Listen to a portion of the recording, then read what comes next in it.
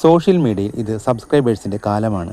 അറിയപ്പെടുന്ന പല ഇൻഫ്ലുവൻസേഴ്സും ഇൻസ്റ്റഗ്രാമിൽ സബ്സ്ക്രിപ്ഷൻ തുടങ്ങിക്കഴിഞ്ഞു. തങ്ങളുടെ കണ്ടന്റ് സൗജന്യമായി ജനങ്ങൾക്ക് മുന്നിൽ തരാൻ ഇന്ന് പല ഇൻഫ്ലുവൻസും തയ്യാറല്ല.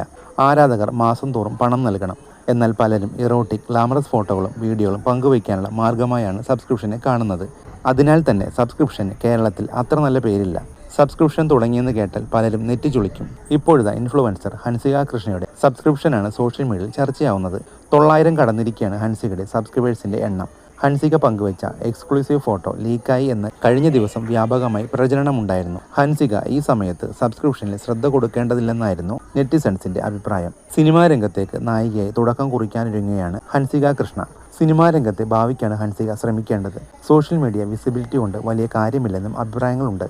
അതിനാൽ തന്നെ കൃഷ്ണകുമാർ കുടുംബത്തിൽ സബ്സ്ക്രിപ്ഷൻ എടുത്ത് വിജയം കൈവരിച്ചത് ഹൻസിക മാത്രമാണ്. സഹോദരിമാർക്കൊന്നും വലിയ ശ്രദ്ധ ലഭിച്ചില്ല. അഹാന കൃഷ്ണയാണ് ആദ്യം സബ്സ്ക്രിപ്ഷൻ തുടങ്ങിയത്. ഇത് കണ്ടാണ് താനും തുടങ്ങിയതെന്ന് ഹൻസിക പറഞ്ഞിട്ടുണ്ട്.